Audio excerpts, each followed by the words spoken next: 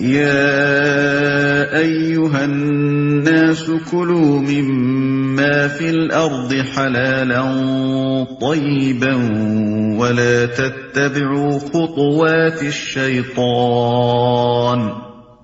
إنه لكم عدو مبين۔ لوگو، زمین میں جو حلال اور پاک چیزیں ہیں انہیں کھاؤ اور شیطان کے بتائے ہوئے راستوں پر نہ چلو، وہ تمہارا کھلا دشمن ہے، اور شیطان کے بتائے ہوئے راستوں پر نہ چلو۔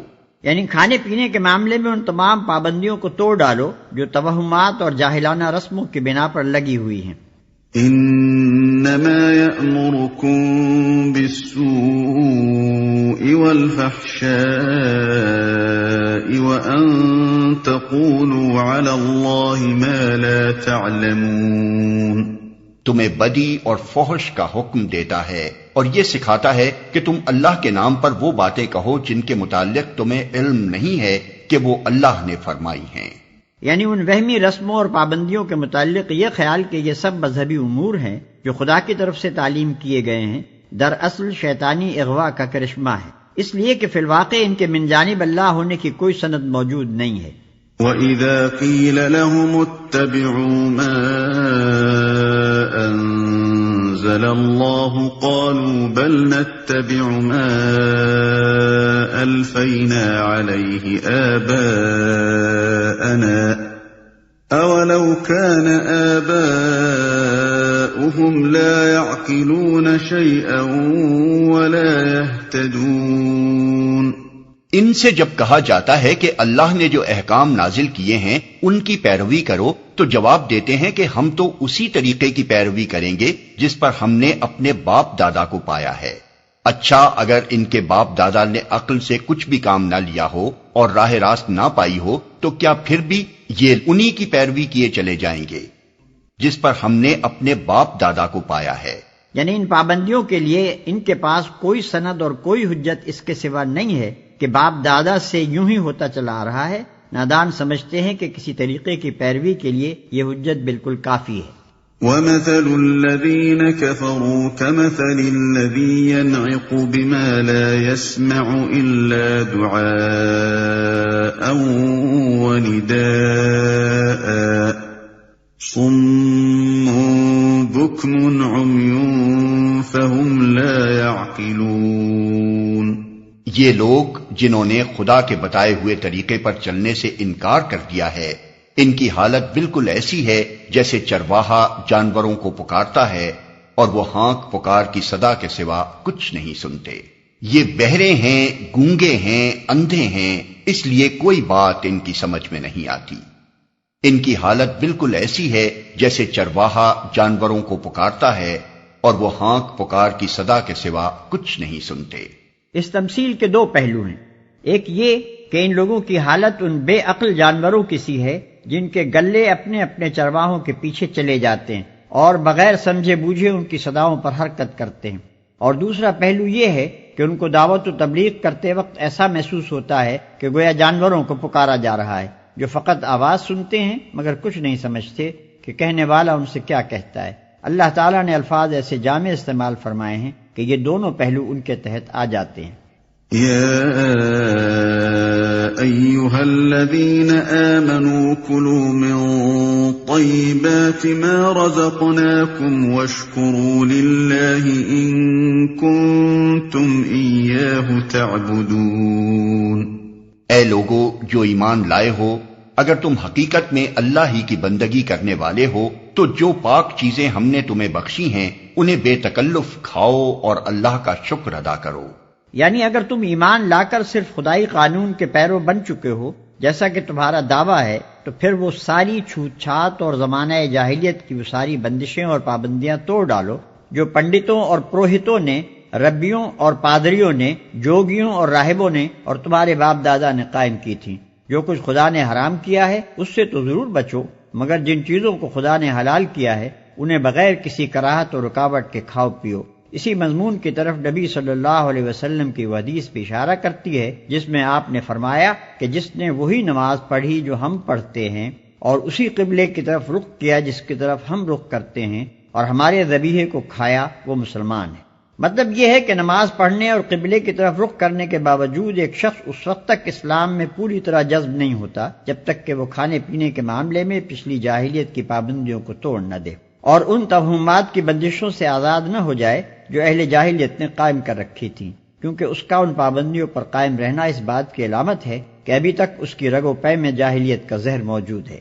انما حرم عليكم الميتة والدم ولحم الخنزير وما أهل به لغير الله فمن اضطر غير باغ ولا عاد فلا إثم عليه ان اللہ غفور رحیم۔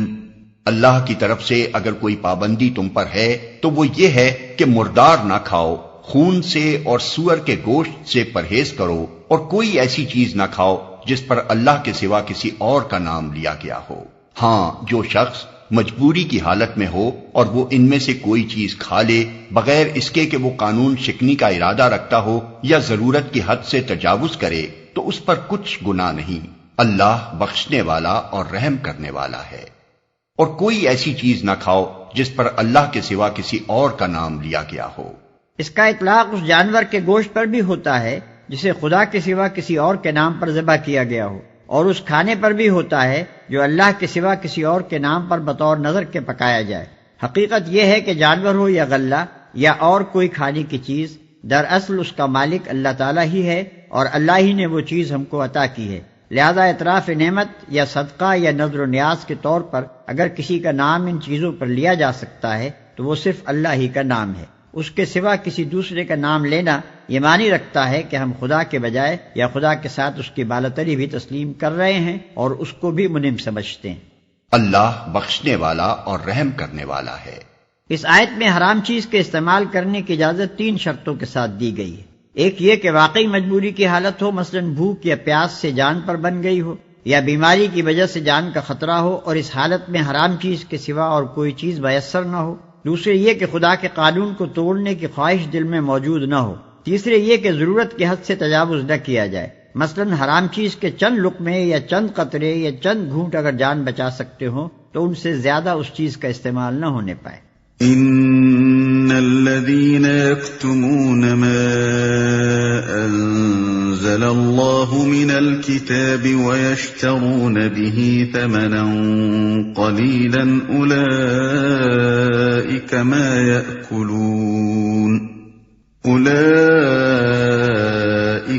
يأكلون في بطونهم إلا النار ولا يكلمهم الله يوم القيامة ولا يزكيهم ولهم عذاب أليم۔ حق یہ ہے کہ جو لوگ ان احکام کو چھپاتے ہیں جو اللہ نے اپنی کتاب میں نازل کیے ہیں اور تھوڑے سے دنیاوی فائدوں پر انہیں بھیٹ چڑھاتے ہیں، وہ دراصل اپنے پیٹ آگ سے بھر رہے ہیں۔ قیامت کے روز اللہ ہرگز ان سے بات نہ کرے گا، نہ انہیں پاکیزہ ٹھہرائے گا، اور ان کے لیے دردناک سزا ہے۔ وہ دراصل اپنے پیٹ آگ سے بھر رہے ہیں۔ مطلب یہ ہے کہ عام لوگوں میں یہ جتنے غلط توہمات پھیلے ہیں اور باطل رسموں اور بیجا پابندیوں کی جو نئی نئی شریعتیں بن گئی ہیں، ان سب کی ذمہ داری ان علماء پر ہے جن کے پاس کتاب الہی کا علم تھا، مگر انہوں نے عامہ خلائق تک اس علم کو نہ پہنچایا۔ پھر جب لوگوں میں جہالت کی وجہ سے غلط طریقے رواج پانے لگے تو اس وقت بھی وہ ظالم منہ میں گنیاں ڈالے بیٹھے رہے، بلکہ ان میں سے بہتوں نے اپنا فائدہ اسی میں دیکھا کہ کتاب اللہ کے احکام پر پردہ ہی پڑا رہے، نہ انہیں پاکیزہ ٹھہرائے گا۔ یہ دراصل ان پیشواؤں کے جھوٹے دعووں کی تردید اور ان غلط فہمیوں کا رد ہے جو انہوں نے عام لوگوں میں اپنے متعلق پھیلا رکھی ہیں۔ وہ ہر ممکن طریقے سے لوگوں کے دلوں میں یہ خیال بٹھانے کی کوشش کرتے ہیں اور لوگ بھی ان کے متعلق ایسا ہی گمان رکھتے ہیں کہ ان کی ہستیاں بڑی ہی پاکیزہ اور مقدس ہیں، اور جو ان کا دامن گرفتہ ہو جائے گا اس کی سفارش کر کے وہ اللہ کے ہاں اسے بخشوا لیں گے۔ جواب میں اللہ فرماتا ہے کہ ہم انہیں ہرگز منہ نہ لگائیں گے اور نہ انہیں پاکیزہ قرار دیں گے۔ أولئك الذين اشتروا الضلالة بالهدى والعذاب بالمغفرة فما فأصبرهم على النار. یہ وہ لوگ ہیں جنہوں نے ہدایت کے بدلے ضلالت خریدی اور مغفرت کے بدلے عذاب مول لے لیا. کیسا عجیب ہے ان کا حوصلہ کہ جہنم کا عذاب برداشت کرنے کے لیے تیار ہیں. ذلك بأن الله نزل الكتاب بالحق وإن الذين اختلفوا في الكتاب لفي شقاق بعيد. یہ سب کچھ اس وجہ سے ہوا کہ اللہ نے تو ٹھیک ٹھیک حق کے مطابق کتاب نازل کی تھی، مگر جن لوگوں نے کتاب میں اختلافات نکالے وہ اپنے جھگڑوں میں حق سے بہت دور نکل گئے.